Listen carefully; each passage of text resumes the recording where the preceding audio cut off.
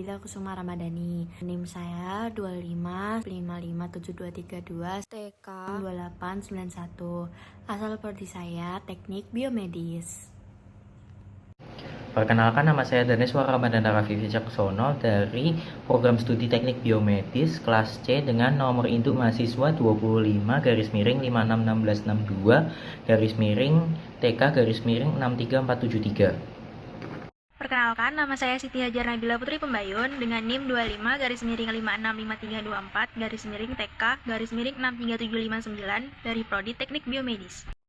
Perkenalkan, nama saya Gafrista Buwana dari Program Studi Teknik Biomedis dengan nomor induk 25-567-104-TK-63965. Halo, perkenalkan nama saya Ronaldo Hafiz Zakwan, bisa dipanggil Hafiz.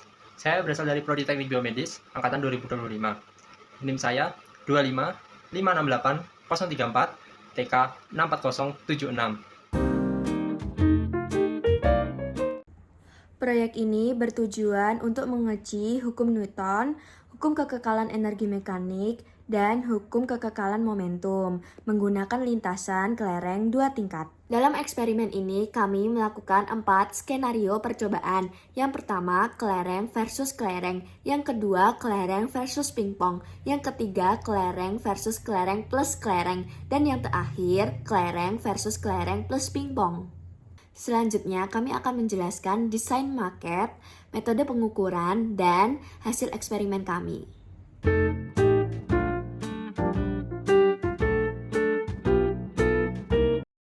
Untuk desain maket, case 1 dan case 2 itu sama, yaitu mempunyai H total 20 cm. Bagian incline 1 mempunyai H1 sebesar 10 cm, θ1 sebesar 14,5 derajat, L1 sebesar 40 cm. Bagian incline 2 itu mempunyai H2 sebesar 10 cm, θ2 sebesar 17 derajat, L2 sebesar 35 cm.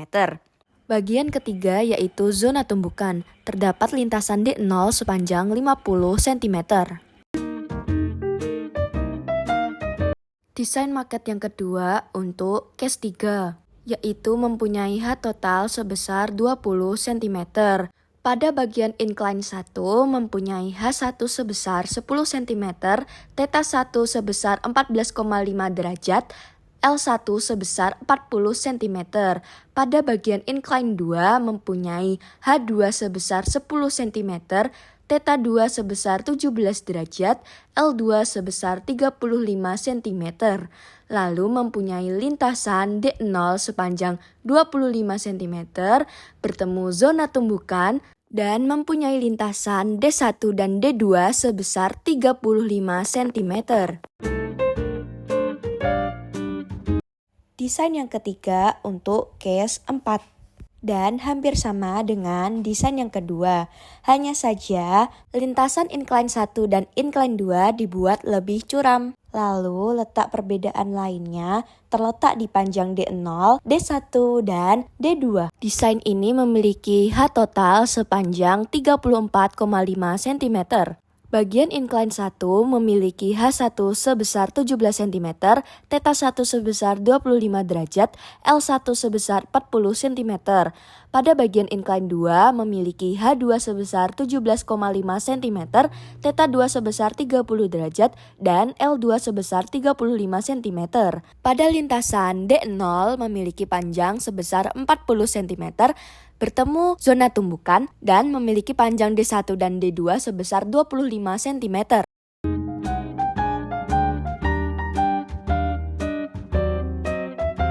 Cara untuk memasukkan data ke dalam tabel di sini dan juga melakukan perhitungan agar bisa didapatkan parameter-parameter yang bisa digunakan untuk menentukan percobaan kali ini.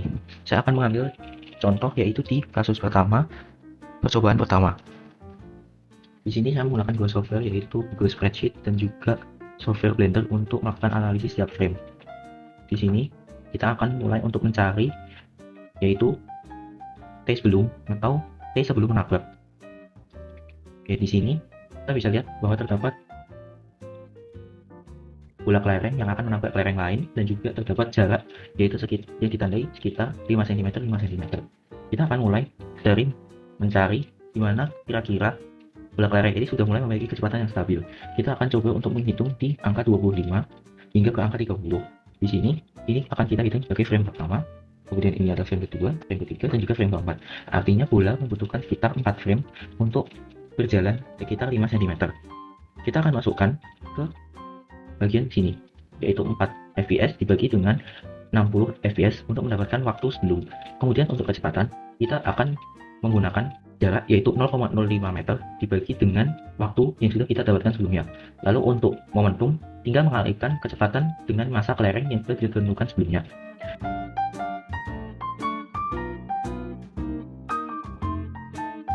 Case 1 adalah eksperimen antara dua kelereng yang saling bertumbukan.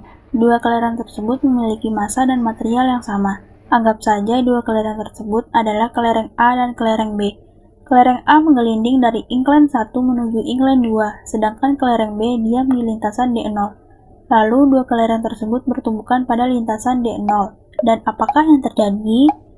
Ternyata dua kelereng tersebut mengalami tumbukan mendekati lenting. Karena massa kedua kelereng tersebut sama, sehingga sebagian besar kecepatan berpindah dari kelereng A ke kelereng B.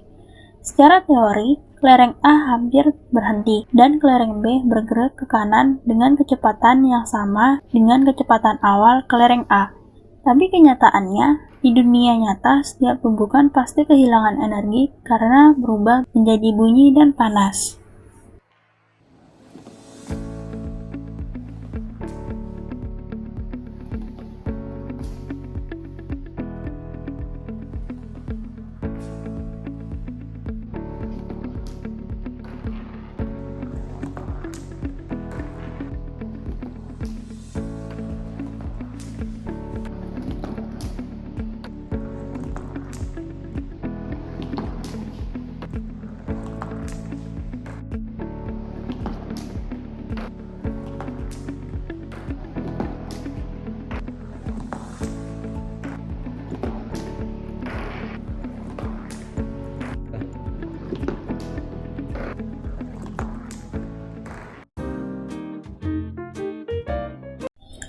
Case 2 adalah eksperimen antara kelereng versus pingpong yang saling bertumbukan. Dua benda tersebut memiliki massa dan material yang berbeda. Kelereng menggelinding dari incline 1 menuju incline 2, sedangkan pingpong diam di lintasan D0. Lalu, dua benda tersebut bertumbukan pada lintasan D0. Dan apakah yang terjadi? Ternyata kedua benda tersebut bergerak searah ke kanan setelah tumbukan dan mengalami tumbukan tidak landing sempurna atau inelastic collision. Karena massa kedua benda berbeda, momentum dari kelereng sebagian besar berpindah ke bola pingpong, sehingga bola pingpong bergerak dengan kecepatan lebih besar dibandingkan kelereng setelah tumbukan, sementara kecepatan kelereng berkurang. Pada tumbukan ini, energi kinetik tidak kekal karena sebagian energi berubah menjadi deformasi bola pingpong, bunyi, panas, serta gesekan dengan lintasan.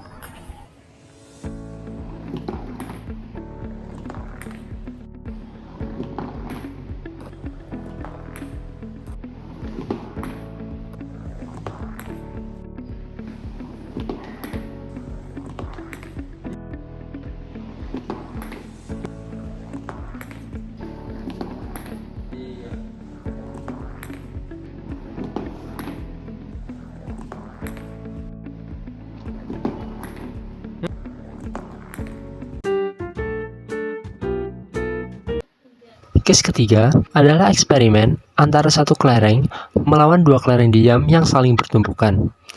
Tiga kelereng tersebut memiliki massa dan material yang sama. Kelereng A menggelinding dari incline 1 menuju incline 2. Setelah itu, kelereng A menggelinding melewati lintasan D0 dan bertumbukan dengan dua kelereng yang diam, yaitu kelereng B dan kelereng C. Masing-masing kelereng akan menggelinding melewati lintasan D1 dan D2. Pada case ketiga, lintasan D0 dibuat lebih pendek, yaitu 25 cm.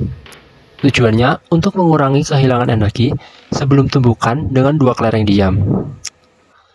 Secara teori, kelereng A harus menumbuk tepat di tengah antara B dan C.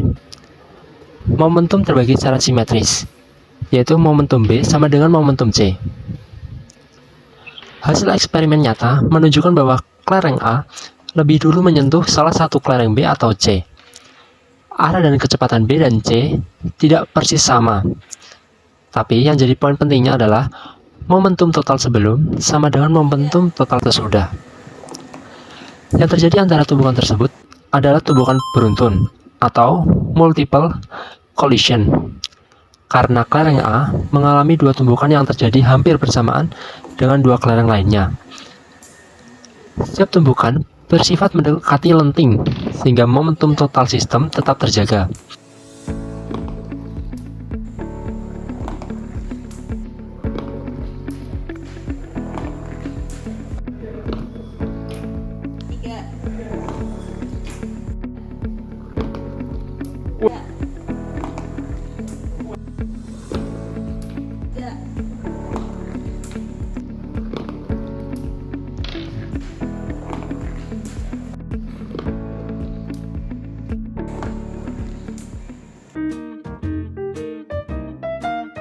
Case keempat adalah eksperimen antara satu kelereng melawan satu kelereng diam dan satu bola pingpong diam yang saling bertumbukan.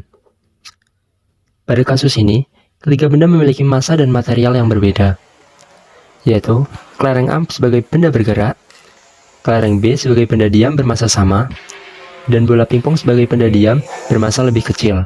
Kelereng A menggelinding dari incline 1 menuju incline 2. Setelah itu, kelereng A menggelinding melewati lintasan D0 dan bertumbukan dengan kelereng B dan bola pingpong yang berada dalam keadaan diam. Setelah tumbukan, kelereng B dan bola pingpong masing-masing menggelinding menuju lintasan D1 dan D2. Pada case 4, lintasan D0 dibuat lebih panjang, yaitu D0 menjadi 40 cm, yang dimana lebih panjang dibandingkan case ketiga. Hal ini menyebabkan kehilangan energi sebelum tumbukan menjadi lebih besar, sehingga kecepatan kelereng A saat mencapai zona tumbukan lebih kecil. Akan tetapi, sudut incline 1 dan incline 2 dibuat lebih curam, sehingga kelereng A memiliki energi awal yang lebih besar dibandingkan case lainnya.